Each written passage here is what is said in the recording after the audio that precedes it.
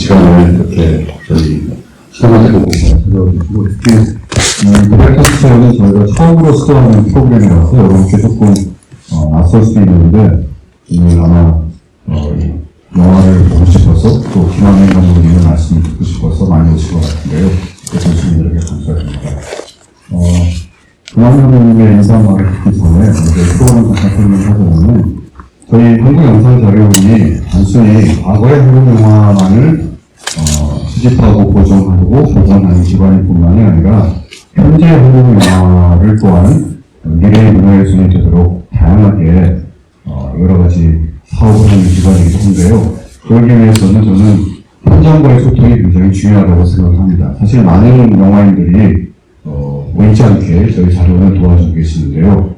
예를 들어서 자신들이 가지고 있는 그런 자본들의 기준이랄지 또 이렇게 사용에 여러 가지 도와를 주신다든지. 근데 좀 아쉬웠던 것은 지난 거의 4, 5년 동안 코로나 등등 여러 가지 이유로 해서 이렇게 자료원에 현장에서 가장 주목받고 활발하게 활동하시는 영화인들을 모시고 관객들과 직접 만날 수 있는 기회가 좀 줄어든 것 같아요. 그래서 왠지 현장과의 거리가 서먹서먹한 것 같아서 그걸 좀 복원시켜보고 싶어서 이번에 전시적으로 해서 현역 프로덕션 디자이너들이 하는 시내설계 전시를 하고 있고 굉장히 반응이 좋아서 저희가 많이 경험을 받고 있습니다. 그래서 제가 생각을 하다가 뭔가 원장으로서 제가 할 수 있는 거를 좀 더 해보자 해서 선거로 오늘은 저는 그 출연료 이런 거 없이 그냥 나왔습니다. 예산은 저희가 문제에서. 그래서 저도 원래 감독 출신인데 와서 보니까 영화 감독이 영화로 디렉터인데 자료 원장도 디렉터더라고요.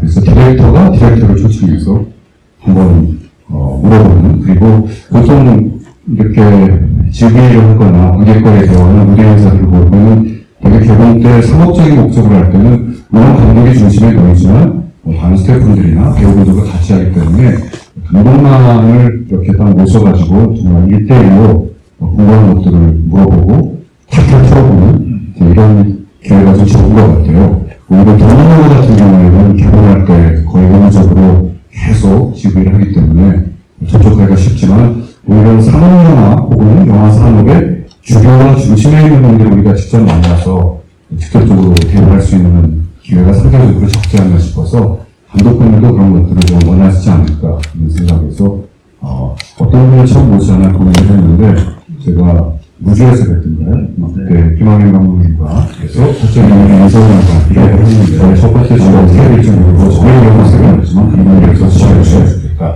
근데 저희가 해줄 수 있는 것이죠. 우리 자녀의 이것을 소중한 기도가 있으면 개런을 할수 있다. 단톡방에 들어가 있어 질문을 하면서 시작해서 정리해서 고객들과 함께 보고 싶은 마음이 있으면 나중에 적극적으로 생각이 나는 말도 적절히 그래서 오늘 이 영화 온라인 오프라인 일부러 그때는 했을 때 없어지 아무런 사회적인 이야기를 지구입 되고 지구입 하도록 하겠습니다. 네, 오늘 영화 말씀 부탁드리겠습니다. 네, 반갑습니다. 영화 핸드폰의 감독 김한민입니다.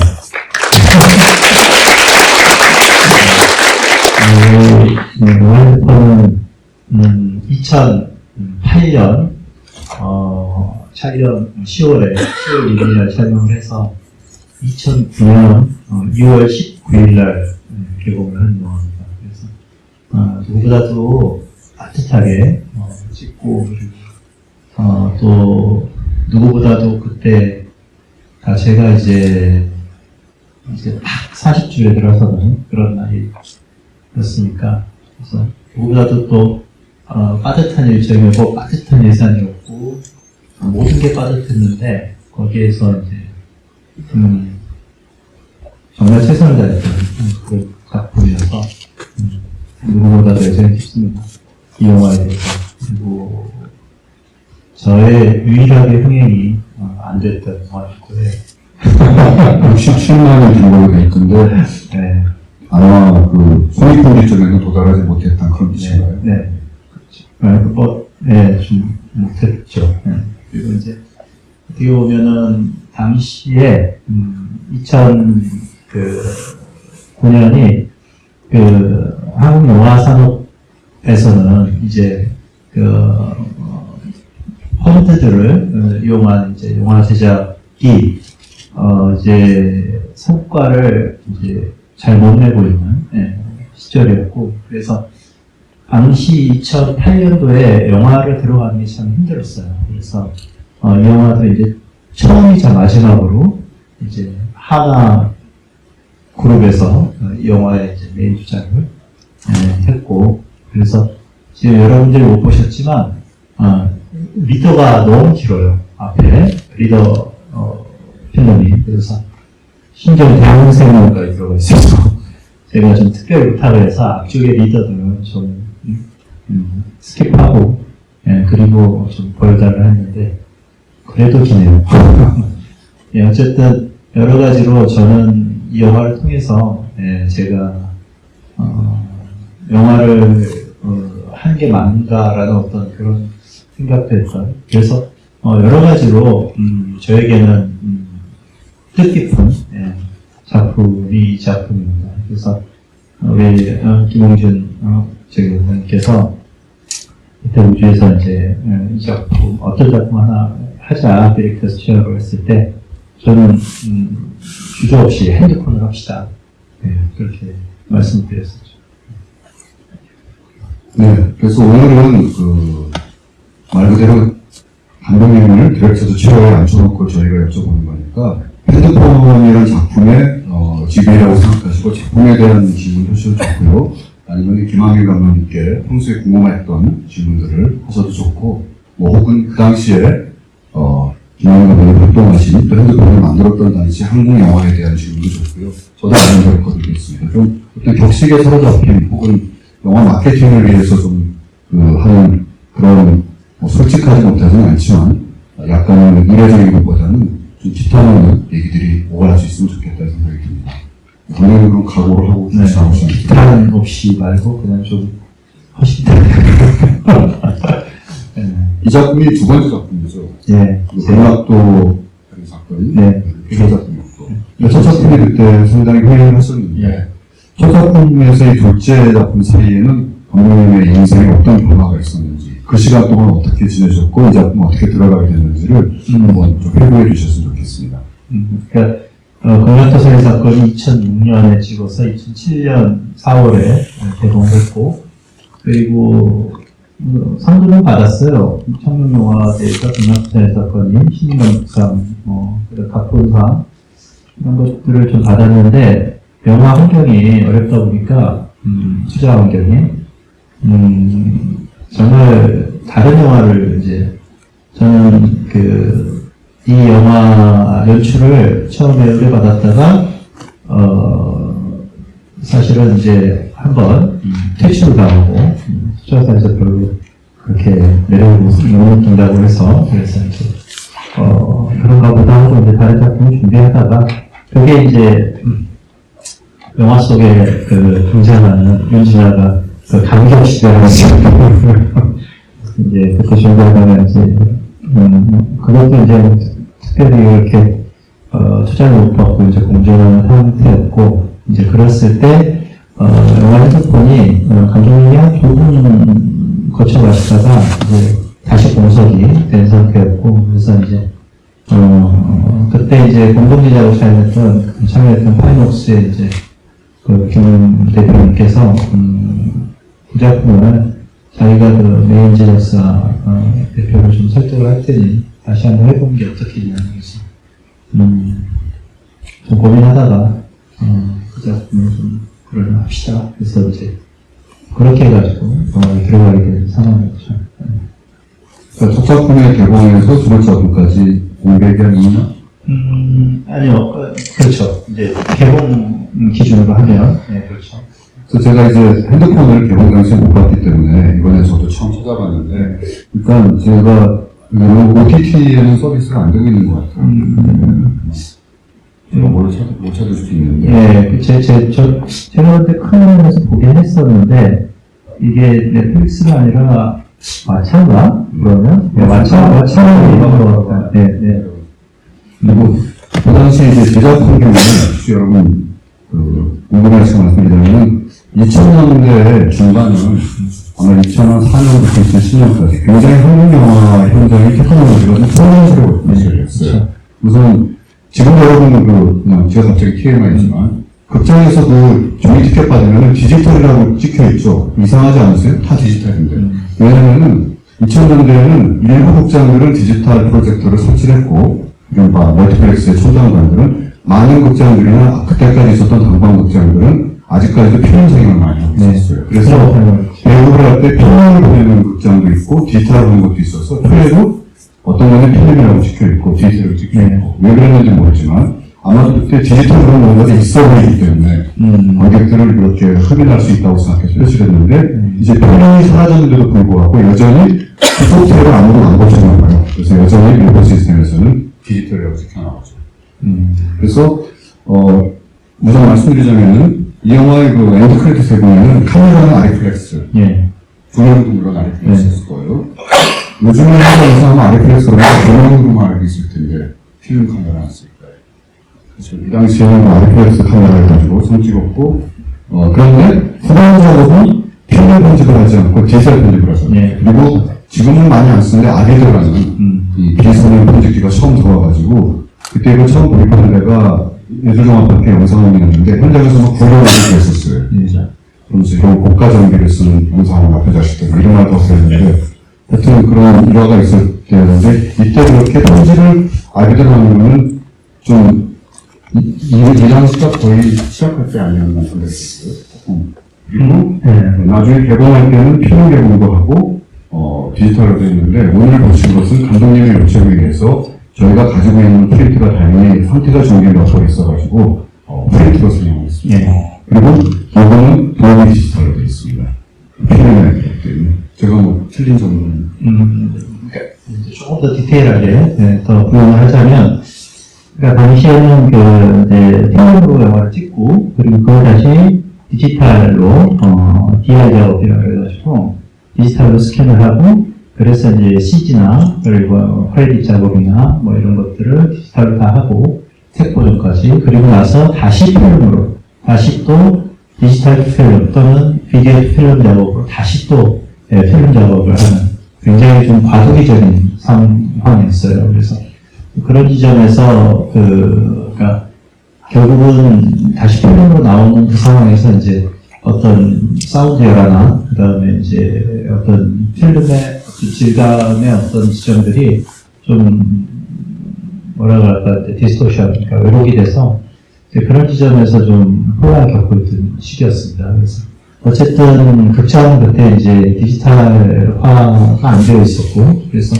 필름 영상이든지 오늘도 여러분들 보셨지만 다행히 필름 상태는 좋은데 권이 넘어갈 때 튀죠. 한 두어 번 정도 튀었는데 그런 것들이 이제 필름 시대에는 흔한 일이었죠. 흔한 일이었고 그리고 필름 시대의 거의 마지막 시기의 작품이 이제 이 핸드폰이었습니다. 그래서 이 핸드폰을 이제 상용하고 나서 관객들이 그렇게 이제 많이 되지는 않았는데 이제 그런 지점에서 문제보다는 굳이 내가 쏘는 에너지보다 뭔가 이 영화를 상영하고 나서 얻는 그 다시 뭔가 차지되는 어떤 그 에너지가 너무 떨어지는 너무 비효율적이다라는 느낌이 강했고 그래서 이제 영화 감독을 관두는 게 좋지 않겠나를 심각하게 고민했던 시기가 저 핸드폰 개봉한 거였죠. 그리고 핸드폰의 감독님이 필름으로 작업하신 마지막 작품이겠네요. 그렇죠. 이후에 이제 명령에서 바로 다음 작품인 그 최종일 교훈이 나오고 이게 이제 2012년 꽤 공백이 있었던 거죠. 아니요. 그러니까 2009년에 핸드폰 상영을 했고 그리고 이제 2011년에 최종일 교훈을 뭔가 아시다시피 그 후에는 영양, 항상 그리고 그때 그 사이에 또 여러 작품들을 제작을 하시는데 그 얘기 좀 여쭤보도록 하고 그래서 사실은 한국 영화에서 굉장히 어떻게 보면 독특한 경력을 스스로 개척해 주고 있고 아마 많은 분들은 감독님의 명령한상 예술신상부작이 오랜만에 나온 오랜만에 맞나요? 네, 12월 2월까지 감독으로 알겠지만 굉장히 또 그런 중요한 작품들의 제작자이기도 하고 또 출발점은 감독님한테 시작했죠. 감독님의 어떤 영화적 경력의 출발점이 미장센 영화제에서의 그 단편에 대해서 조금 한번 말씀해 주시겠어요? 네. 미장센 단편 영화제에서 처음으로 이제 좀 뭐라고 그럴까요? 좀 대중적으로 인정받는 느낌이 있었는데 이제 그게 이제 갈치계단이라는 이제 단편이었어요. 약간 무성 영화 형식으로 만들어진 배고프는 삼 형제의 이야기였는데 당시에 주류적인 어떤 독립 단편 영화제에서는 수상을 못했어요. 수상 못했고 당시 이제 미장센 단편 영화제가 2회째 하고 있었고 거기에서 이제 심사위원 특별상을 받으면서 이제 그래도 상이라는 것을 이제 받게 됐습니다. 그러니까 당시 이제 미장센 단편 영화제가 그 이현승 감독이라고 이제 그대 안의 물로 이제 감독하셨던 분이 이제 태평양 아모레퍼시픽을 잘 이렇게 설득해가지고 그때 미장센이라는 그 염색작이 있었죠. 그래서 영화에 있어서 미장센이라는 말을 쓴다. 우리 영화를 만드는 총체적인 어떤 그런 구성 요소로 미장센이라고 하는데 그래서 미장센 단편은 언제 한번 만들어보자 해서 아모레퍼시픽에서는 돈을 좀 잘 이렇게 끌어다가 이제 시작했던 그 단편 영화제였죠. 그 당시에 좋은 감독들이 그때 이제 많이 심사도 하셨고 그리고 또 등단도 하고 그랬던 영화제가. 근데 지금 좀 흥했네요. 예, 이제 일단 중단된 상태인데요. 조금 우리 전문가들에서 불러주는 화제는 지금은 그 단편 영화에서 뭐 호러나 SF나 스릴러 같은 이런 장르적인 영화를 찍는 것이 전혀 이상하지 않은 세월이었지만 우리나라 단편 영화의 유래가 실험 영화나 독립 영화에 뿌리를 두고 있기 때문에 사실은 되게 이제 초창기에 부천 영화제를 제외하고 다른 영화제에서는 단편은 굉장히 뭔가 예술적인 조금 좀 사사롭게 얘기하면 좀 있어 보이는 그런 영화들 중심이었어요. 장르 영화들은 그래서 별로 단편 영화를 만들어도 틀어질 곳이 많지 않았는데 이런 사정을 어렵게 여긴 이현승 감독을 비롯한 몇몇 분들이 미장센 영화제라는 영화를 아까 말씀드린 것처럼 거의 그 아무래도 집행에 갈취했다시피 해가지고 미장센이라는 그 제품을 출시하는 바람에 그래서 간식에다가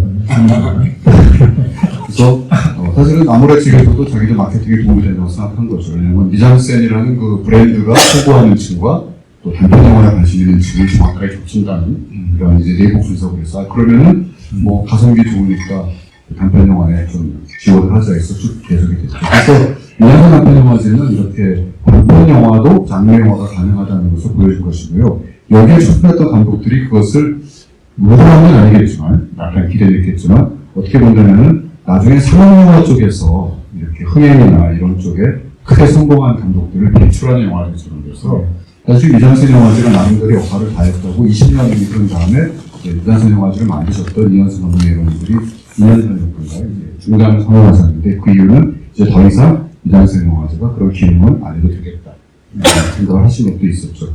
그래서 미장센 영화제가 배출한 대표적인 감독 중에 한 분이 바로 김원민 감독님이시라고 보도자료에 당시에 나왔습니다. 여러분이 이제 찾아보시면. 그런데 단편 영화에서 그렇게 성과가 있었다고 해도 장편으로 데뷔하는 것은 쉬운 일이 아니었을 텐데 감독님의 그 장편 감독 데뷔 비결?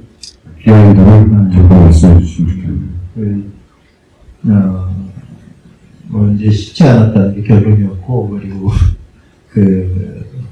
금라톤 살인 사건은 이제 한 5천만 원 가지고 그리고 전혀 알려지지 않은 이제 음악 배우들을 데리고 섬에 들어가서 그냥 좀 찍고 나오면 그래도 하나 장편을 만들고 그때가 이제 제가 장편 영화를 준비하고 이제 한 8, 9년이 흘렀을 때였어요. 그래서 이제 집에서도 이제 부모님의 좀 압박도 있으셨고 그래서 이제 일산에 PC방을 하나 차리게 되니까 거기서 이제 PC방 주인을 하면서 그 영화라는 그 돛담 세계를 막연한 돛담 세계를 좀 포기하는 게 어떻겠냐 그래서 살짝 흔들렸는데 PC방? 그래서 당시에 PC방이 너무 인기였잖아요. 그랬는데 이제 한켠에서 이렇게 올라오는 그 자존심 상황이 있었고 그리고 뭔가 그래도 칼을 뽑았으면 뭔가 하나의 결과는 내야겠다 싶어가지고 그렇게 해서 이제 직접 글을 쓰고 그래서 이제 그걸 연출해보겠다고 이제 했죠. 그게 이제 금락도 살인 사건이었고, 그래서 5천만 원 갖고 찍은 건 아니고, 이제, 모지, 이제 막 영화사를 차리고, 그 다음에 이제 예술영화 이제 이렇게 개봉을 좀 하고 있었던 모지인 형님하고 이제 미트업 해가지고 이제 시나리오를 이제 박해일이라는 배우한테 이제 보내고, 그리고 그때 이제 그 지인 대표분은 이제 또 유명한 보 감독님하고 친해가지고 그 감독님을 통해서 시나리오 전달하고 그냥 까일 줄 알았는데 흥미를 보이더라고요. 그래서 이제 그렇게 이제 기사를 생한 작품이 아주 저예산 독립영화로 작성했던 이마수 살인 사건이 건식 3억짜리 영화로 나오게 되었죠. 근데 그렇게 보면 금락도 살인 사건이나 핸드폰이나 다 흔들림 마찬가지였어요. 뭔가 이렇게 세상이 나를 전혀 도와주지 않는 그런 느낌. 그래서 항상 마지막 그 벼랑 끝에서 작품들을 했던 게 금락도 살인 사건 그리고 핸드폰 작품이었죠. 어쨌든 이렇게 시작해서 했던 작품들이었는데, 그래서 묘한 지점이 이제 이렇게 해서 두 번 영화감독으로서 인생을 이렇게 마감할 수 있었는데, 그렇게 보면 그냥 어떤 운이 많이 작동했다 그런 생각을 하고. 근데 하지만 이제 복귀는 열심히 했어요. 금락수사의 사건에서 내가 부족한 게 뭔가, 그걸 연출적으로도 그렇고 상업적으로도 뭔가 이제 그런 부분들을 좀 챙기려고 했고, 특히 영화 핸드폰은 그 복귀를 했던 게 그때 어떤 그 자신감이었는지 모르지만 난 정말 최선을 다했다 이 영화에. 이 영화가 흥행이 잘 안 됐던 것은 홍보 마케팅의 문제고 배급 시기의 문제고, 영화사가 지금은 없어졌지만 영화사의 파워가 문제다 그렇게 생각하면서 이제 그 복귀를 했죠. 그래서 이제 그것만 채워지면 내 영화는 잘 될 수 있을 거야 라고 생각을 했다. 그런 오만도 있었고, 그 다음에 어떤 그 자신감도 있었죠. 그리고 이제 또 하나의 복귀는 핸드폰이라는 영화가 가는 오늘 보니까 영화가 스릴러가 아니라 엄청난 멜로였구나. 이렇게 강하게 받으면서, 내가 멜로를 찍어도 굉장히 이렇게 좀 연기라고 밀도 있는 그런 영화를 한번 제대로 찍어도 좋겠구나. 아니, 영화 찍으면 왜 이렇게 감독님 영화에는 여배우가 안 나와요? 이런 생각이 너무 많이 들어서, 그래서 노래한 그런 멜로를 찍어야겠다 생각으로 강하게 들더라고요. 어쨌든 그런 영화 핸드폰은 제가 이 처음부터 마지막으로 남의 시나리오를 연출한 작품이 바로 이 영화 핸드폰입니다. 그리고 지금까지는 현재물로서 유일한 제 작품인데, 저 영화가 보면은 인물의 시점, 그러니까 우리가 관객이 마음 둬야 할 그 캐릭터가 확 바뀌죠. 네. 저는 그게 굉장히 마음에 들었었어요. 근데 이제 그걸 지금 이렇게 판단을 해보면 관객들에게는 상당히 이게 마음 둘 곳이 없겠다. 영화는 몰입감 있게 가는 것 같은데, 내가 응원하고 그리고 마음을 두면서 갈 것에 대한 어떤 대신 이런 것들이, 저는 그걸 굉장히 어떤 새로운 스릴러의 어떤 장르의 구축이라고 이제 생각을 했고, 그래서 이제 영화 핸드폰의 연출에 한번 까이고 다시 가는 상황에서도 한번 해보겠다라고 했던 매력이 이제 거기서 느꼈죠. 네. 어쨌든 이 영화는 좀 보고 나시면 사람들이 좀 기분이 착잡해지는 그런 느낌을 받는 것 같긴 해요. 네. 어쨌든 그렇습니다. 만약에 신명 감독 영화였으면 보면서 굉장히 십자군화했을 것 같아요. 이 감독 제주인인 것 같은데 앞으로만 찍겠나 이렇게 찍어봤어요. 근데 저희가 감독님이 훗날에 사람을 알기 때문에 좀 이렇게 웃으면서 볼 수 있었는데, 여러 지원이 올라오고 있는데 이 감독님 여러 얘기를 하셨으니까 한 가지만 제가 질문하고 넘어가겠습니다. 거기에 질문을 정리해드리겠습니다. 영상이 매로 찍으셨잖아요. 뭐죠? 제가 예. 핸드폰 DVD를 보시면은, 예. 서클이 있는데, 거기에 감독님의 제목이 무서워요. 예.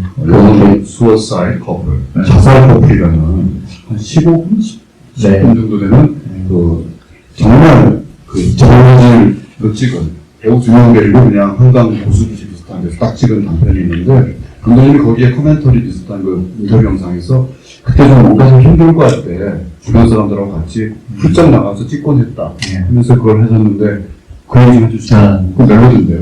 네, 그거는 좋아하실 건 아니고 제가 저 영화사고를 다니면서 이제 짜투리 필름 35mm 필름인데 이제 그걸 가지고 찍었던 첫 단편이 이제 고어가지 35mm 필름이었습니다. 그리고 이제 소사이드 커플의 원 제목, 우리나라 제목으로는 이제 그렇게 김수님은 강두식을 만났다. 뭐 이런 제목이었는데, 유성의 영화제에서 다 떨어지고 상받은 게 없으면 그 다음에는 이런 무료한 작업을 하면 안 되겠다 싶어가지고 장편을 하나 만들 때마다 그러니까 정말 실전판이었던 게 한 7번 엎어지고 이제 극락도산에서 그렇게 들어갔으니까요. 근데 엎어질 때마다 그 호감을 그냥 이렇게 다스릴 수는 없고 그래서 하루 촬영을 해서 하루나 디지털 카메라 들고 가서 그리고 이제 좀 초단편으로 해서 작품들을 하나씩 찍기 시작했어요. 그게 대전 문제더라고요. 근데 이제 그 찍었던 거를 이제 제 DVD 상업문화를 보시면 하나씩 올려줍니다. 지금 서프로 그래서 찾아보시라고 그래서 이제 그런 재미가 좋잖아요. 그래서 제 DVD를 보면 금명도 살인 사건부터 그리고 소사이드 커플 그렇게 김수님 강두식을 넘어갔다 그리고 또 여러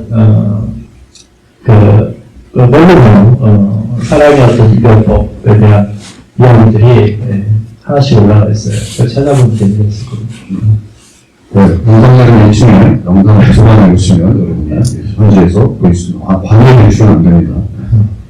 이제 질문으로 들어가겠는데요. 뭐 질문이라기보다 이제 코멘트가 있어가지고, 먼저 감독님 조금 분위기를 부드럽게 하는. 우선, 자본에서만 경험한 상인 것 같습니다. 필름으로 상영하는 영화 오랜만에 경험했는데 너무 소중한 시간이었는데, 영화를 좋아하는 관객들에게 좀 더 많은 곳에 자리를 꽉 채웠으면 합니다. 네, 감사합니다. 이 작품을 다시 리메이크할 생각은 없나요? 지금의 핸드폰과는 다른 세대이기 때문에 궁금합니다. 또 비슷한 질문도, 됐습니다. 이 작품을 좀 리메이크했으면 좋게 하실 생각은 없는지, 이런 질문이 또 나왔는데요. 한번 감독님 생각해 주시죠. 이 작품을 이제 중국에서 리메이크 하겠다 그래가지고, 사실 이제 중국 버전으로 진행이 되다가, 실종이 됐어요. 그래서 지금 이 한 권도 지금 찾을 실종? 실종. 그 제작자가 사라진 분 같은 거. 네, 이제 영화를 만드셨고, 그리고, SK도 철수, 그리고 한화도 철수. 그래서 제가 이 작품을, 제가 저작권을 확보하기 위해서 뛰어다녀서 도대체 저작권이 어디 있는지를 알 수가 없습니다, 지금. 그런 영화를 가리키는 전문 용어가 있더라고요. 뭐죠? 아카이브에서 쓰는. 고아 영화, 올포 질러. 그래서 다른 영상 자료는 다른 데서 그래서 이 영상 자료는 정말 고마운 게 여기에 보관이 돼 있어서 이게 지금 이게 내가 필요도 없어요. 내가 필요가 어디로 그래서 이제 혹시나 그때 세관사무소에서 DI 작업을 이제 디지털 작업을 했기 때문에 근데 세관도 지금 이제 없고 세관사무소 그래서 이거에 도대체 어디서 찾아야 되나 지금 이러고 있습니다. 지금. 그래서 다행히 이제 영상자료원에서 그 예전부터 이제 이렇게 자료를 모으는 게 있어가지고 정말 영상자료원에 이건 정말 감사드리는 일이죠. 그건 이제 법에 감사드려야 되는 게 우리나라 법에는 1990년대 후반부터 극장에서 개봉하기 위해서 영상물 등급위원회에서 영어로 등급을 받는 영화들은 무조건 복사본을 한번 영상자료원에 제출하게 돼 있고 그런 영상자료원이 보상을 해주는데 필름쇼에는 그렇게 꽤 돈이 나왔거든요. 디지털에는 지금은 저희가 파일로, 심지어 요즘은 클라우드로 받고 있기 때문에 아주 실비 제공이가 실비만 해서 예산보다는 크지 않지만 요즘에 저희 영상 자료는 역균리 얘기가 세지만 고민이 OTT는 저희가 수집을 못해요. 그래서 기본수를 저희가 수집을 못합니다.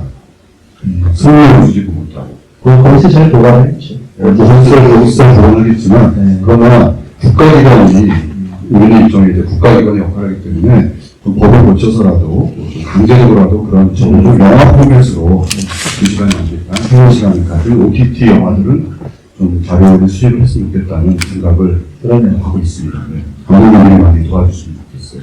자, 저는 이제 배우분들에 대한 질문이 좀 있는데요. 영화에 대한 돌려봐야 될지 좀 불편하긴 한데 박영훈은 너무 소심하고 세심하고 공허한 캐릭터 그리고 엄태웅은 너무 과격한 성격인데 좀 민폐 캐릭터 좀 더 보통 사람들의 성격이라기엔 반대인 것 같은데 의도적인 성격인 것일까요? 또 이걸 그렇게 정하는 것일까요? 그리고 아마도 그 박영훈 같은 경우는 최근에 헤어질 결심에서도 나왔는데 막 표적을 가지고 저는 막 중간 헷갈리는데 요새 그 두 배우분들의 캐스팅과 그리고 이 캐릭터에 대한 감독님의 생각을 부탁드립니다.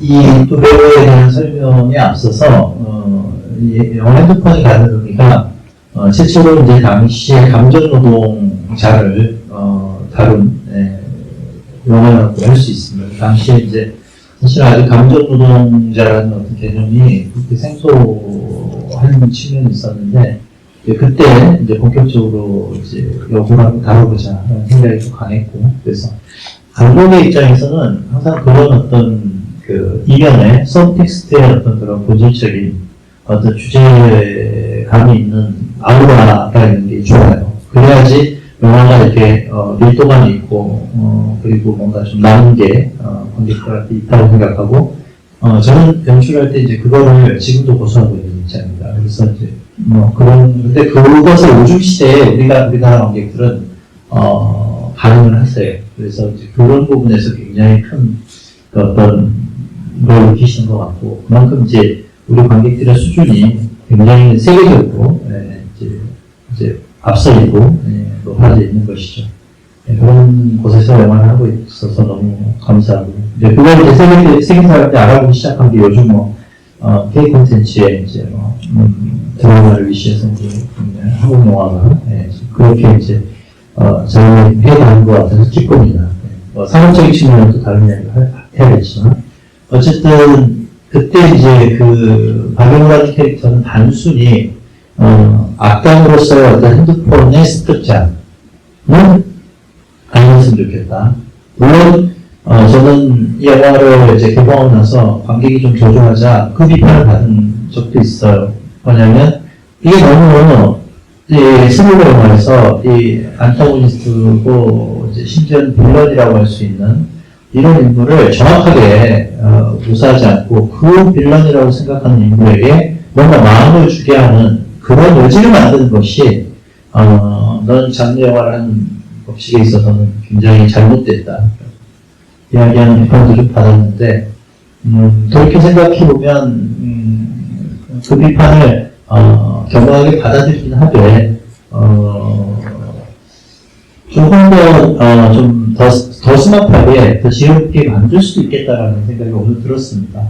가령 마지막 에피로그 한 장면이라도 넣어줘서 어떤 다른 공간이었는데 아니면 그 허리스커피 그 지점에 있어서도 뭔가 박영우가 핸드폰을 놓고 나가려고 하는 엄태웅에게 핸드폰을 저기 잠깐만요 하고 핸드폰을 주고 그리고 아니 감사합니다 하고 서로 미소로 헤어지는 그런 장면 하나를 더 넣었으면 어떻을까 이런 이제 생각이 좀 있고 그리고 캐릭터를 구축하는 장르적인 캐릭터를 구축하는 데 있어서 그런 좀 부분까지 챙기려고 하다 보니까 더 캐릭터를 조금 더 선명하게 만들어야 되겠다. 선명하게 만들어야 되겠다는 생각을 했죠. 왜냐하면 그냥 빌런이고 빼앗긴 사람은 피해자처럼 그렇게 전전긍긍하다가 어떤 계기로 빌런을 물리치고 그 핸드폰을 습득하고 그리고 와이프하고는 그 핸드폰 사건 때문에 다시 뭔가 파악이 아닌 다시 어떤 해피엔딩으로 가는 그러한 구조를 선택할 수도 있었으니까. 근데 그런 경우였다면 제가 여기 와서 이렇게 완전히 이렇게 그 영화 다시 보자 이런 이야기도 안 했을 것이고 흥행이 됐던 되지 않았던 그냥 잊혀지고 못 잊혀지는 영화로서밖에 되지 않았을까 생각을 합니다.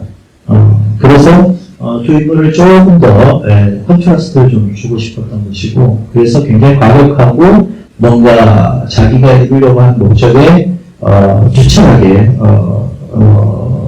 그것을 향해 달려가는 야망이 있는 매니저로서의 영태 그리고 감정노동에 시달리면서 그것에 대한 우연한 어떤 정서적인 성공적인 계기로 자기가 자꾸 이제 거기에서 자기의 어떤 감정노동의 힘듦을 대입해서라고 해소하고자 하는 그런 인물로서의 박용훈 캐릭터. 이 두 캐릭터를 그렇게 잡으면 꽤 선명하게 대비적이면서도 그런 두 인물이 부딪혔을 때 마지막 파국으로 가는 데 있어서 뭔가 드라마를 잘 쌓아갈 수 있겠다라고 이제 판단했던 거죠.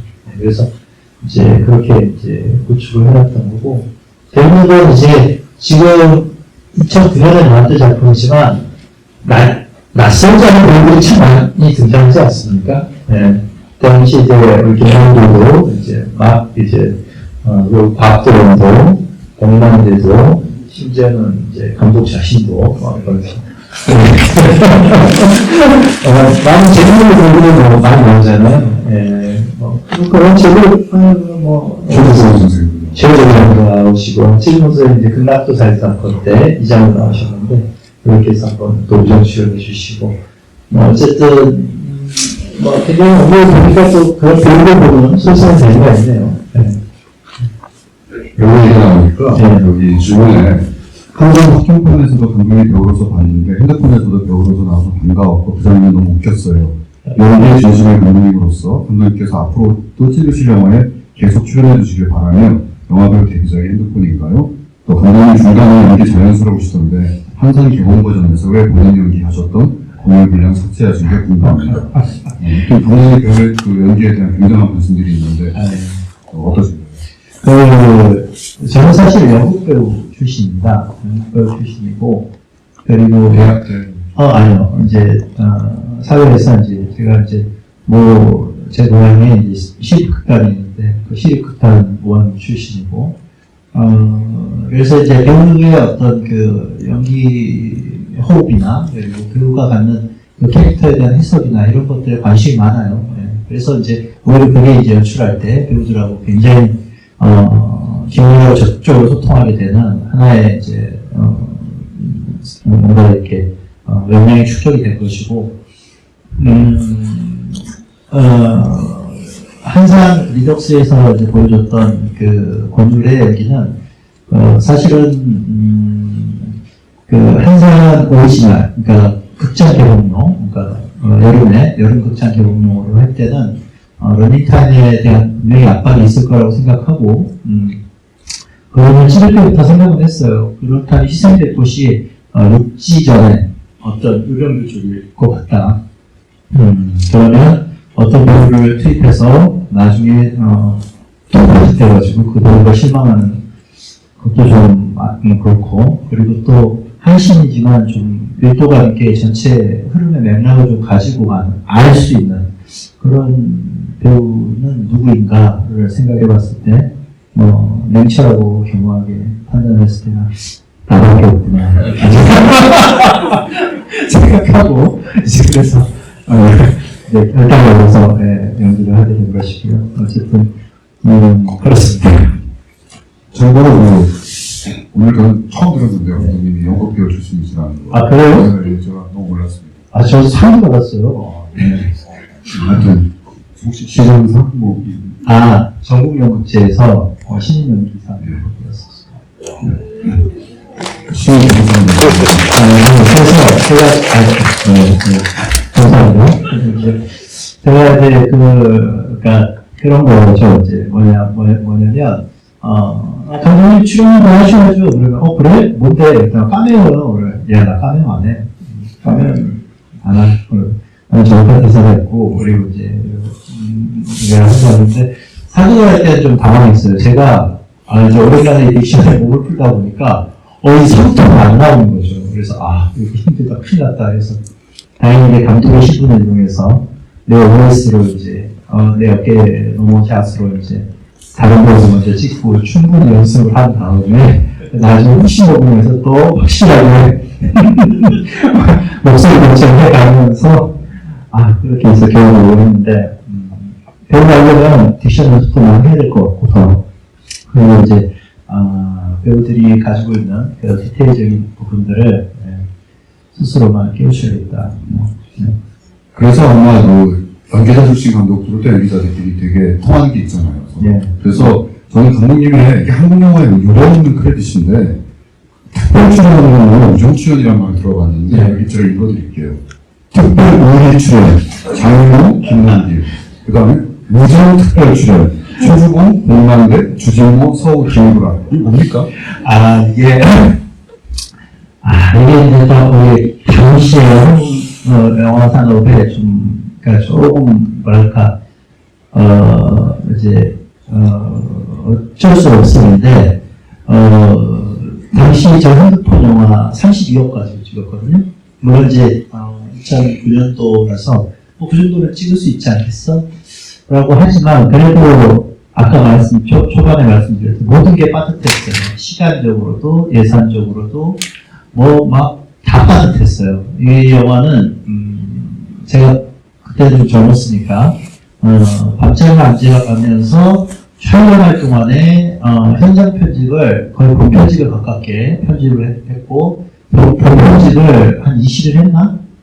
네, 그러니까 2010년 10월 1일 날 촬영을 해가지고 2011년 1월 초에 끝내가지고 그리고 2월 19일 날 개봉을 했으니까 진짜 미친 스케줄이죠. 예, 그런 이제 거의 필름 카메라를 찍었었는데 그거는 정말 억울했어요. 예, 자칫 그렇게 쫓기면서 하는 상황을 그러니까 배급하는 배급업체에서는 2월 19일 개봉을 선택해놨지만 그러니까 감독이 충분한 어떤 그 컨디션을 체크하지 않고 지금 내 나이와 내 에너지와 내 체력이었으면 아마 저 앰뷸런스 실려가지 않았을까 싶은데 그때는 그냥 영화 찍는 게 소중했고 그리고 이제 감독으로서 뭔가를 막 그것만 배웠기 때문에 이제 그랬는데 결국은 그 배우 씨가 매우 타고이 좋지 않은 시기였어요. 왜냐면 배우판 때 다 끝나가고 막빠지고 또 그 전에 이제 그 스릴러 영화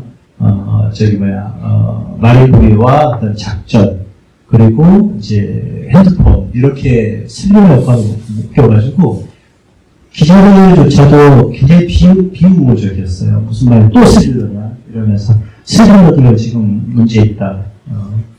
마리보이가 100몇만, 작전이 또 9만, 그 다음에 핸드폰 지금 마지막에 이제 핸드폰 사용하기 전에 그런 어떤 홍보 기사들이 뉴스 기사들이 올라오고 있었고, 그리고 이제 그러다 보니까 이게 전체적으로 뭔가 이 영화는 그냥 뭔가 붙일 것 같은 느낌이 너무 강하게 들었는데 결국은 그렇게 되었고, 이러다 보니까 이제 사실은 모든 것들이 빠듯했죠. 그런 와중에, 제가 이제 빌릴 수 있는 것은 배우들에게 부탁하고, 그리고 좀 이렇게 좀 출연해달라라고 하는 식의 부탁으로 배우들의 인터뷰를 제가 이제 좀 갉아먹는 그런 상황이죠. 그렇게 하면 안 되는데 그리고 그 뒤에 핸드폰을 하고 나서 그러니까 저에게는 그런 식의 어떤 제가 책임지지 못하는 그런 지점에서 배우들에게 감독이 사정하고 그리고 그런 식으로 페이 책정을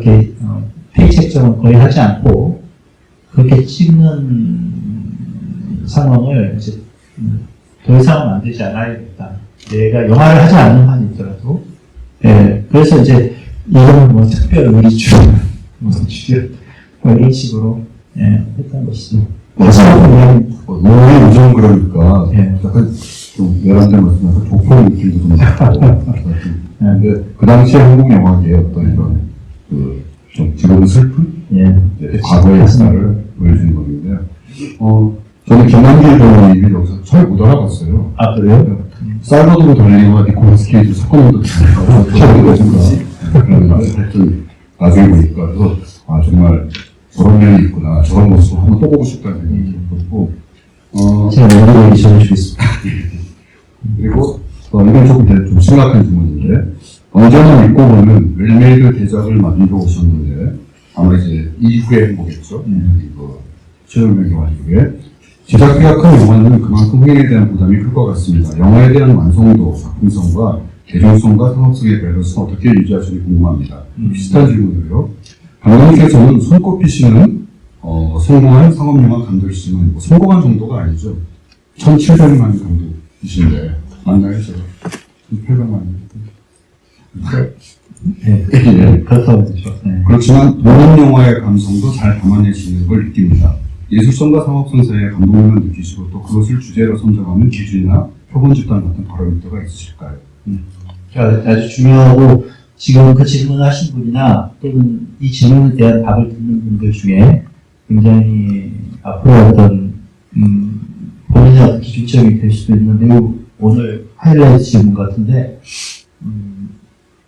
제가 아까 우리 한국 관객들의 수준이 굉장히 높으시다라고 했던 것이 빈말이 아니고 사실은 그러니까 우리 한국 그 대중영화 특히 대중상업영화는 좀 다시 전체적인 세계 영화사, 세계 영화 운동사적인 입장에서 좀 다시 한번 우리가 복귀를 해야 되는 지점이 분명히 있을 것입니다. 무슨 말이냐면 세계 영화사를 이끌었던 많은 운동들이 다 뭐라 그럴까 하나의 그 오타쿠 내지는 그 어떤 그들만의 어떤 그런 문화로서 이제 그런 운동사들이 있었죠, 사실. 그런데 이렇게 대중 영화적으로 영화가 어떤 힘을 가지고 공감대를 얻고 또 뭔가 그런 스타일을 구축해가는 영화는 한국 영화가 아마 한국 영화사가 이제 사로 이제 정리된다면 그러면 한국 영화들이 아마 굉장히 특이한 현상이었다. 나중에 아마 복귀하지 않을까 싶습니다.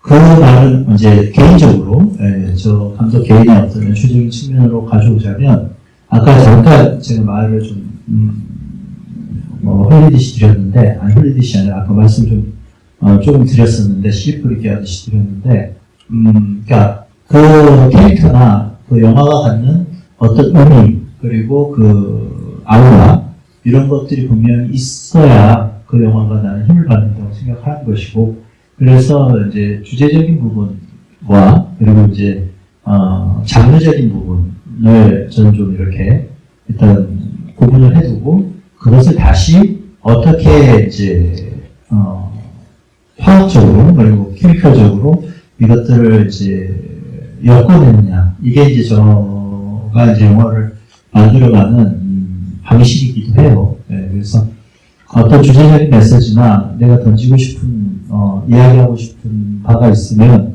그거를 어떤 장르로 만들 것이냐를 이제 생각을 합니다. 그래서 가령 이제 핸드폰이나 극락도사기 사건 같은 경우는 이제 호러 스릴러의 느낌으로 이제 그런 장르로서 이제 묶여가는 것이고 실행력의 같은 경우는 이제 추격 액션이라는 어떤 그런 어떤 장르로 묶어가는 것이죠.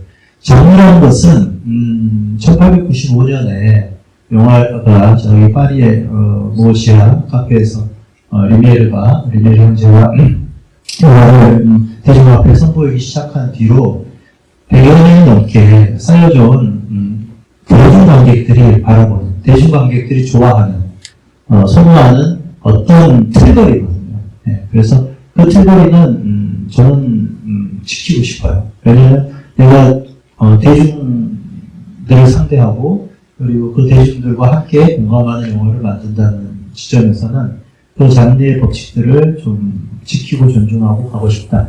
다만 그 속에 어떠한 내용을 어떠한 아우라가 있는 어떠한 주제를 담는 어떤 이야기를 하고 싶은 나의 이야기가 거기에 이제 잘 묻어나게끔 장르를 선택한 것은 또 그 던지려고 하는 이야기하고 이제 그러니까 굉장히 상위 구조의 메시지적인 게 중요하다는 거죠. 그리고 거기에 맞는 어떤 장르가 분명히 있다.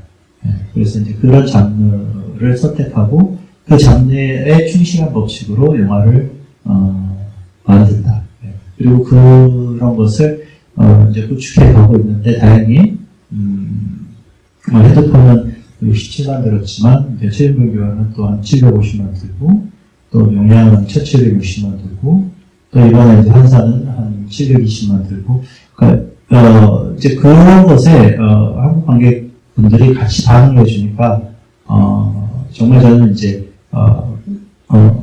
에너지를 한껏 쏟고 뭔가 하지만 그래도 이제 힘을 얻게 되는 것이죠. 예, 이제 그런 것 같습니다. 그래서 이 부분에 대해서는 제가 이제 그 연출론이나 장르론을 유튜브로도 한번 만들까 생각 중이에요. 그래서 이제 그런 것들은 또 제가 또 앞으로 계속 공개를 해드릴 테니까 이런 시도를 또 한국 영화 감독들 중에서 몇 분이 지금 하고 계시는데 의외로 이제 여러분들이 알고 계시는 그런 대표적인 감독 중에 이제 봉준호 감독이나 이런 감독들이 의외로 장르적으로 영화를 만드세요. 네, 그래서 저희도 굉장히 친하지만 서로 이제 격려하고 뭐 이런저런 얘기를 나누지만 그런 지점에서 이제 뭐 한국 영화가 상당히 어떤 대중성과 그리고 어떤 의미성 또는 이제 그 의미를 어떤 예술성이라고 확장해서 표현한다면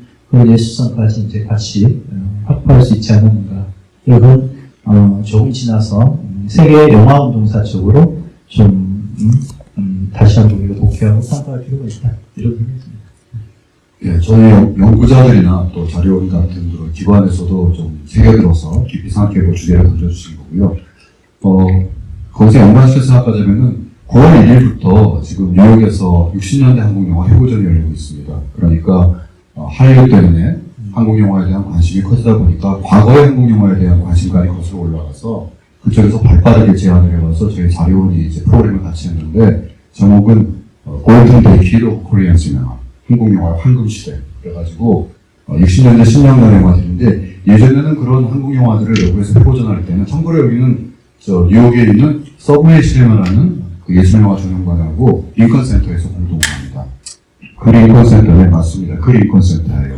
우리나라의 그 고별 예술가들의 꾸몄는데 거기에 링컨센터에 그 해외 링컨센터라는 링컨센터에 근거지를 두고 있는 그 영화 뭐라고 해야 되나 동호회 비슷한 클럽이 있는데 동네 동호회가 아니라 링컨센터 동호회다 보니까 이제 뉴욕에서 가장 중요한 그래서 거기에서 이제 공동 주최를 하는데 저희 프로그래머가 지금 다시 열심히 노가다를 뛰고 있습니다. GV로. 그런데 특이한 것은 예전에 이렇게 외국에 있는 영화 시네마테크나 영화 박물관에서 한국 영화 회고전을 할 때는 주로 클래식 말 그대로 정전 위주로 뭐 이현옥 감독의 오발탄이나 김경현 감독의 한여 같은 그런 작품 위주로 선정했더니 이번에는 약간 반반이에요. 짜장반, 짬뽕반처럼 그런 정전 영화들 뭐 한여, 오발탄 당연히 들어가 있지만 한편으로는 장르 영화들을 되게 관심이 많더라고요. 21편이. 그래서 이번에 용가리도 틀고요. 그래서 또 우주배의 용가리도 틀고 그리고 또 이만희 감독님의 마의 계단도 틀고 또 애니메이션 홍길동도 틀고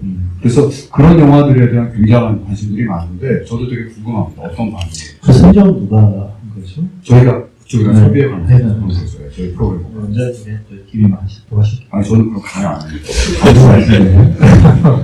직원들이 나가서 하면은 이거 없는 게 나쁘지 않은 거 같아요. 저는 좀 나쁘지 않지 않나? 하여튼 직원들이라든지 그래서 지금 원장님 말씀하시면은 사실은 이게 21세기 한국 영화의 특징으로 많이 주장하는 게 뭐 작가주의와 뭐 상업 장르 영화가 잘 결합됐다. 뭐 봉준호, 박찬욱 등등 얘기하는데 이미 60년대 한국 영화 속에서부터 그런 우리 나름대로의 우리가 잠시 놓쳤지만 잊어버렸지만 전통이 있지 않았나. 그것이 어디 외국에서 이렇게 발견되고 있다는 것이 상당히 흥미롭고 하여튼 그렇습니다. 예, 한번 쉬어가는 거였고요. 이 시간이 거의 다 돼가서 거의 마지막 질문으로 이제 마무리 쪽으로 넘어가야 되겠는데 그런 점에서 볼 때 감독님의 그 크레딧에 보니까 고마우신 분 중에 이현목 감독님, 이장원 감독님 거론하셨더라고요.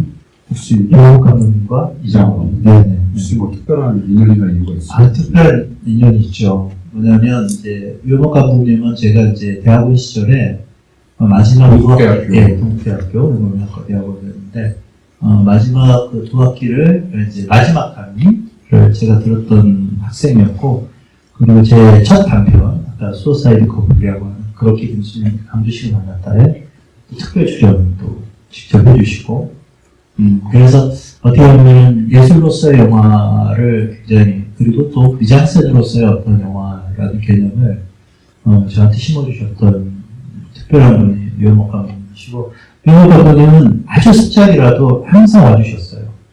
대학원에서. 그래서 그게 굉장히 감독님한테 고마움이 있고 특별한 의미이고, 또 이장훈 감독님은 이제 대중 상업 영화로서의 그거를 좀 가르쳐 주신 분이죠. 그래서 이제 한때 이제 이장훈 감독님 제작사에서 이제 영화를 준비하게 됐던 그런 경험치가 있고, 그래서 낭만으로서의 영화 이런 것들을 이제 굉장히 강하게 가르쳐 주신 분이 낭만으로서의 영화를 가르쳐 주신 분이에요. 그리고 이제 강우석 아카데미 다니면서 강우석 감독님께서는 이제 정말 상업 영화로서의 어떤 그런 것들을 가르쳐 주셨다. 이 세 분의 어떤, 그러니까, 저가 다른 모든 추후에 다른 뭔가 이렇게 좀, 뭐가 있습니다. 그래서, 승계의식도 있고, 또 어떤 채무의식도 있고, 뭐 이런 것들이 있기 때문에, 네, 그런 분들을 이제 적절한, 이제 영화 엔딩 그릇에 그렇게 놓고 있습니다. 제가 되게 궁금했는데, 거의 모든 답안 말씀해 주셨습니다. 여기 질문과 마지막 질문 정리해서 보내드리자면은, 제가 읽어드리겠습니다. 인간과 사회의 어둡고 차가운 면을 더 부각하고 인물들의 성격 또는 특성으로 인해 상황이 극단으로 치닫게 되는 이야기를 보는 관객으로서는 당연히 영화에 몰입할 수밖에 없게 됩니다. 그래서 감독님의 차기작이 매우 궁금합니다. 또 감독님께서 핸드폰 이후로 사극작품만 하셨는데 다시 현대물을 찍으시는 것도 볼 수 있을까요? 또 요즘 역사에 대한 이슈가 있는 만큼 한국 역사를 잘 다루고 그에 맞게 고증을 하는 작품을 보기가 참 귀한 것 같은데 그 와중에도 감독님은 참 한결같으면서도 뚝심 있는 작품을 만들어내시는 게 느껴집니다. 이순신 이후에 또 작품으로 구현하고 싶은 그런 관심 있는 게 또 있으실까요? 좀 뭉뚱그려서 질문해볼까요? 차기작에 차기작에 대한 또 현대물에 대한 생각, 또 원동 전투를 또 제작했었는데 제작자로 그런 것까지 종합적으로 말씀해 주시죠. 네. 아까 말씀드렸던 것이 연장선상인데, 그러니까 어떤 이야기를 하고자 하는가, 그리고 주제를 잡느냐에 따라서, 어떤 장르를 만들 것인가 결정이 되지만, 어떤 시대, 그게 이제, 과거의 사극일 수도 있고, 현대물일 수도 있고, 또 미래물일 수도 있을 거라고 생각합니다. 그래서 지금 기획하고 있는 작품들을 보면, 이제 그런 지점에서 다양한 것 같아요. 시대적인, 성격이. 다양한 작품들이 이제 기획되고 있고, 이제 그런 지점에서는 이제 그 시대를 선택하는 지점은 뭐 현대물을 하고 싶다 이게 우선이 아니라 이런 이야기 하는 거, 야 요즘에 진짜 한국의 남성들 특히와 한국의 가장들이 진짜 고개 숙이고 살고 있는데 그들을 위해서 뭔가 헌사하는 그리고 그들의 어떤 그 무너진 어떤 그 자존감이나 뭔가 자긍심을 좀 살릴 수 있는 그런 영화를 하나 만들어야 돼. 그러면 이제 그거는 이제 어떤 그런 지점의 메시지를 가지고 가는 현대물이 되겠죠.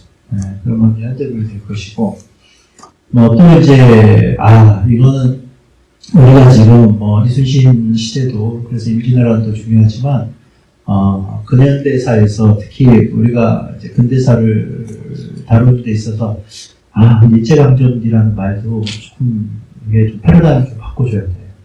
대외적 계기를 좀 바꿔줄 필요가 있어. 그리고 그런 대외적인 게 대표적인 계기가 되었던 대일 무력 항쟁의 계기가 되었던 사건이 봉오동 전투인데 그 봉오동 전투를 이제 한번 제대로 만들어보자. 그렇게 해서 이제 봉오동 전투가 이제 기획이 되는 거고. 그리고 그 봉오동 전투가 있고 한 4개월 뒤에 봉오동이 이제 1920년 이제 6월에 있었고 1920년 10월에는 더 큰 이제 일본 제국군들이 더 큰 군대를 보내서 이제 제대로 복수하려고 해서 동서남북 약 6개 사단이 저기 청산리라는 곳에 집결하고 이제 거기에서 벌어진 이제 청산리라는 전투가 5박 6일에 걸쳐서 한 저기 1920년 이제 10월에 일어났는데, 그러면 그 전투를 이제 또 해야지. 본격적으로 끝날 수는 없어. 왜냐하면 그 전투가 어떤 식으로 더 확대되고 또 어떤 또 빛나는 전투를 이뤘고, 그 빛나는 전투 너머에는 청산리까지 블라디보스톡에서 그 수많은 조선 사람들이 그 무기를 헝가리 체코 제국의 그 가르다라는 장군이 거기 와 있었고, 그 사람이 이제 다시 조국으로 기원하면서 그 버려진 무기들을 어떤 식으로 우여곡절 끝에 획득해가지고 청산리로 그걸 옮겨가지고 그 무기를 바탕으로 그런 빛나는 전투를 김자진 장군과 홍범도 장군이 어떻게 연합해서 그걸 무찌하는가, 이런 건 굉장히 큰 의미가 있다고 생각하고, 그리고 그것이 결국 우리 시대가 1910년에 그래서 1945년까지의 과정에서 일제 강점의 시대가 아니라 엄청난 대일 항쟁의 시대였다는 어떤 것을 좀 보여줄 필요가 있다. 뭐 이런 이제 또 그런 생각을 하게 되면 거기에 맞는 또 이제 시대물이 나오겠죠. 그리고 장르는 전투 액션 전투물로서 이렇게 그런 것들을 이제 기획하게 되는 것이고, 또 시대가 이제 우리 시대가 지금 이렇게 미중 간에, 그리고 또 이 시대의 어떤 배양이 없는 이 시대에 서구적 어떤 문명의 시대가 이제 대안 없이 이렇게 뭐 캐피탈리즘, 자본주의, 그 다음에 우모한 대중적인 민주주의, 그리고 또 그냥 어떤 영적인 건 없는 그냥 이런 내추럴 사이언스의 어떤 이런 과학주의, 이런 것들이 결국은 어떤 대안으로 또 가야 되고, 이제 그런 것들이 누가 이런 걸 좀 만들어 볼 수 있지? 이러다 보면 이제 그게 이제 미래의 SF물로 이제 또 탄생할 수 있는 그런 어떤 생각에 이제 단초이 되는 것이고. 네, 그렇습니다. 그렇게 해서 이제 이것들이 지금 그 차기작은 그런 식으로 이제 활동을 하고 있고, 또 그런 식으로 뭐 현대물, 사극, 그리고 시대물, 또 SF물, 이런 것들이 기획이 되는 것 같습니다. 그리고 그렇게 하고 있어요, 지금. 그 중에서 이제 어떤 것이 먼저 나올지, 어떤 형태로 나올지는 저희가 계속 지켜보도록 하고요. 마지막에 너무 무거운 말씀해 주셔서 분위기 갑자기 가라앉았는데, 제가 여러분들이 그 단톡방에 올리신 질문들을 거의 뭐 대략 다 답변했는데, 한번 아쉬운 분이 있으면 손 들고 질문하시면 좋겠네요. 한 분 정도 받아보도록 하겠습니다. 네, 저쪽에 계시는데요. 가능하면 무겁지 않은 질문을 부탁드리고요. 좀 깔막하게 질문 부탁드리겠습니다. 오늘 정말 좋은 영화 잘 마이크 내리시고 말씀하세요. 마스크 내리시고. 좋은 영화 잘 봤습니다. 감사합니다. 영화를 보면서 미국 아시는 힘이 굉장히 강하다는 걸 느꼈습니다. 그리고 이 영화를 상영해 주신 의원님께 감사드립니다.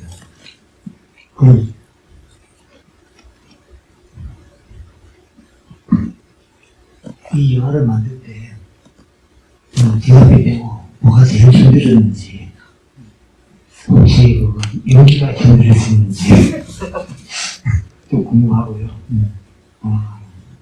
가장 최근에 일어난 일 중에 더문이라는 영화가 있습니다. 더문? 더문. 강릉에서 최고의 흥행 감독으로 또 분석하셨고, 근데 더문이 좀 안 좋은 결과를 나타냈고, 과거로 가면 고상장, 예술미술 이런 영화가 있는데, 그러면 그거 어떻게 생각하십니까? 지금 하나가 어려운 제가 가장 힘들었던 부분이에요. 그리고 뒤에 부분은 조금 좀 이렇게 저희가 잘 이해가 안 되는데. 제가 생각하기에는 영화라는 게 축구같이 각각 포지션으로 이렇게 맞춰서 그죠? 이렇게 밀어나가야 되는데 천만 감독이 딜레마가 있어요. 자기의 특성이 강해진다는 거. 근데 성공도 굉장히 많았거든요. 그걸 어떻게 해야 되냐? 앞으로 어떻게 계획을 짜면서 네, 잘 알겠습니다. 네, 감사합니다. 그 영화 핸드폰 때 가장 힘들었던 것은 다른 것보다도 뭐라 그럴까 그 감독을 믿어주지 않는 여러 가지 어떤 환경들, 그러니까 이제 투자사도 이제 처음 이제 메인 투자를 하는 곳이었고, 배급사도 이제 막 배급을 이제 하려고 했던, 영화 배급을 하려고 했던 데였고, 제작사도 처음 이제 영화를 제작하는 곳이었고, 그런 것들이 총체적으로 이제 감독을 이제 들보는 걸로, 그리고 이제 감독에게 뭔가 이렇게 전가하는 걸로, 그런 이제 지점들이 제일 힘들었던 것 같아요. 그러니까 감독이 갖는 건 이제 자기 멘탈에 대한 확고한 지지대가 있어야 되는데, 그게 아주 외견적인 어떤 사람일 수도 있고, 또는 어떤 그 믿음일 수도 있고, 지지해주는, 그리고 또는 어떤 그 분위기라는 것이 있는데, 이제 그런 것들이 전체적으로 다 이렇게 나하고는 좀 감독 무시하거나 아니면 좀 이렇게 뭐라고 표현할까, 좀 적대적인 그런 이제 환경 속에 빠졌죠. 그러니까 다시 연출을 이제 하겠다고 그런 지점이 어떻게 보면 이제 저 감독은 언제든지 데려와서 찍을 수 있나, 그리고 저 감독은 뭐 이제 뭐 본인이 뭐 아쉬우니까 다른 영화 준비하다 안 되니까 이제 와서 하는 거니까 저 감독은 그냥 우리가 뭔가 할 수 있는 것들은 다 요구하고, 그래서 그냥 뭐 10월에 촬영한 영화 뭐 2월달 개봉 못하나? 뭐 이런 식의 그런 지점에서 이제 좀 소모되는 느낌, 그리고 또 내가 이제 멘탈적으로 무너지는 느낌, 이런 것들이 핸드폰까지 가장 힘들었던 것 같아요. 그래서 그때 그 멘탈을 지키는 게 굉장히 힘들었고, 그랬던 것 같습니다. 남자의 자존심과 이런 걸 먹고 사는데 말이죠. 남자를 이렇게 막 개무시하고 막 야, 너 개봉하라고 해, 뭐 이렇게 하고 막 아직도 울컥하시네요.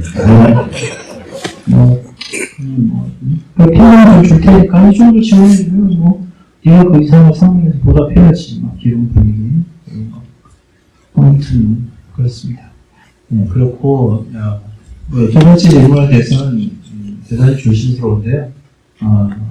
코로나 이후에 한국 영화 좀 부활을 해야 될 텐데, 그런 어떤 시대에 있어서 이제 당신은 켜줘 뭐 어쩌겠습니까? 그게 어떤 기획의 문제일 수도 있고, 또 뭐 여러 가지 상황에서 또 어떤 극장 전반의 문제일 수도 있고, 또는 이제 그것과 연관된 이 산업 전체의 어떤 그 플랫폼 들의 어떤 변화에서 발생하는 과도기일 수도 있고, 그런 것 같습니다. 그래서 그래도 이번에 또 이제 코로나도 많이 이제 감염병 등급이 낮아졌더라고요. 그래서 이제는 대부분 이제 마스크 안 쓰고 극장들, 그리고 이제 또 OTT 환경에서 또 이제 저는 이제 OTT와 그다음 극장을 적대시하거나 뭐 인법적으로 생각하지 말자는 이슈인데, 그건 무슨 말이냐면 이제 하나의 어떤 이야기가 다양하게 이제 그 플랫폼을 찾을 수 있다. 그래서 하나의 기획이 그냥 영화로서만 기획이 되는 게 아니라 그 하나의 기획이 영화적 플랫폼을 가져갈 수도 있고 OTT적인 플랫폼을 가져갈 수도 있고, 그렇게 이제 가야 된다고 생각합니다. 또는 다른 식의 어떤 공연자의 플랫폼을 갖고 갈 수도 있고요. 그런 지점에서 이제 슬기로운 기획이나 대안들을 더 적극적으로 영화인들이 찾아가야죠. 어쩌겠습니까? 환경은 또 그렇게 변했는데. 네. 뭐 저희가 한국 영화의 요즘 위기를 얘기하고 있고, 사실 여러 가지 어려운 점이 많지만 항상 복합적인 것 같아요. 그리고 이렇게 과거에 영화를 만졌던 일을 보면은 위기 아닌 적이 없었던 것 같아요. 네. 그래서 그런 걸 생각한다면은 막연한 낙관론이 아니라 결국은 어떻게 이 상황을 또 정확하게 분석하고 그리고 한국 영화계의 장점이 있다면 저는 그게 언제까지 될지 모르지만 어떤 문제가 있을 때 그것을 공론화한다는 거. 그러니까 자정계획이 있는 거죠. 쉬쉬하고 뒤에서 어떤 몇 사람이 좌지우지하는 게 아니라 어쨌든 어떤 문제가 생기면은 여러 사람들이 그걸 의제를 만들고 논의에 참여하고 감론을 막 티격태격 하다가 보면 또 뭔가 해결책이 나오고 그것도 보면 조상님이 도와주시고 그렇게 한국 영화가 여기까지 못 갔어요. 조상님이 도와주시나요? 네. 저희가 이렇게 부탁드립니다. 재밌네요. 예, 죄송합니다. 네, 오늘 늦은 시간까지 계속 이렇게 청취를 감사드리고요. 특히 공동있게 감사드리면서 우리가 기대하겠습니다. 오늘 12월 20일입니다.